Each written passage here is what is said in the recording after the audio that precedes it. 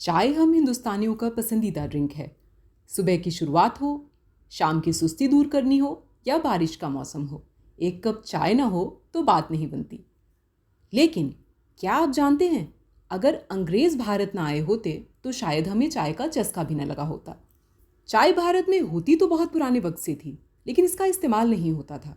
पुराने वक्त की बात करें तो मसाला चाय का जो सबसे करीबी रूप इस्तेमाल में दिखता है वो है मीठे दूध में जड़ी बूटियां और औषधियां डालकर तैयार होने वाला एक मिश्रण।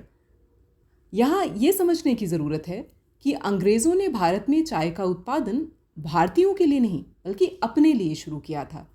पश्चिमी देशों में इसका निर्यात यानी एक्सपोर्ट करके मुनाफा कमाने के लिए। ये सब हो रहा था 1800s के एंड में, यानी 19वीं शताब्दी के अंत में। इस वक्त चाय की पहुंच सिर्फ चंद हिंदुस्तानियों तक ही थी। ये थे कलकत्ता के गिने चुने रईस, जो चाय पीते तो थे लेकिन अंग्रेज़ों की तरह, यानी चाइना पॉट में चाय की पत्तियां डाली, फिर गर्म पानी डाला और उससे तैयार होने वाला मिश्रण छाना कप में, उसके बाद ऊपर से दूध डाला और हल्की सी चीनी मिलाई। भारतीयों को आज पसंद आने वाली मसाला चाय उस वक्त वजूद में ही नहीं थी। अंग्रेज़ों की नज़र भारत की ओर मुड़ी 1900s यानी 20वीं सदी की शुरुआत में।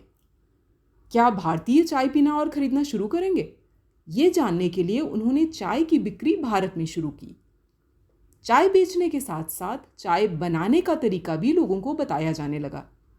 इससे चाय ज़्यादा लोगों तक पहुंची तो सही, लेकिन उसका स्वाद बहुत ज़्यादा पसंद नहीं किया गया।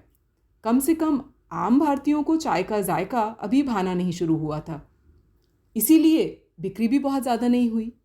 अब अंग्रेज़ों ने शुरू की कवायद चाय को लोगों तक पहुंचाने की, जिससे इसका स्वाद उनकी ज़ुबान पर चढ़े।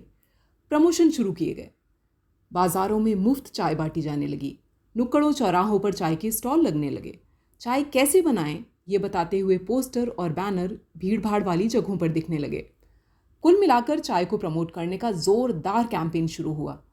फिर आया 1930s का ग्रेट डिप्रेशन, यानी विश्व की सबसे बड़ी आर्थिक महामंदी, जिसे आज भी दुनिया की सबसे बड़ी घटनाओं में से एक माना जाता है। आर्थिक मंदी ने कारोबार ठप कर दिए, आयात निर्यात ठहर सा गया। ऐसे में भारत में पैदा होने वाली चाय जो निर्यात के लिए तैयार की गई थी का काफ़ी बड़ा हिस्सा सरप्लस स्टॉक बन गया।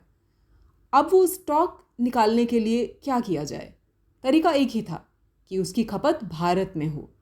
इसके लिए चाय के प्रमोशन कैंपेन को और तेज़ी दी गई। पूरी कोशिश शुरू हुई कि चाय का जायका हर जुबान पर चढ़ जाए। फैक्ट्रियों में लंच ब्रेक के दौरान फ्री चाय बांटी गई। रेलवे स्टेशन पर चाय के कंटेनर लिए वेंडर हर वक्त दिखने लगे। ये वेंडर जो कि वही चाय पत्ती बार बार उबालते थे, क्योंकि बार बार चाय पत्ती बदलना उनके बजट से बाहर था। चाय की कड़वाहट कम करने के लिए ये वेंडर ज़्यादा दूध डालते थे, ज़्यादा चीनी डालते थे और इलायची, काली मिर्च जैसे तरह तरह के मसाले भी इस्तेमाल करने लगे।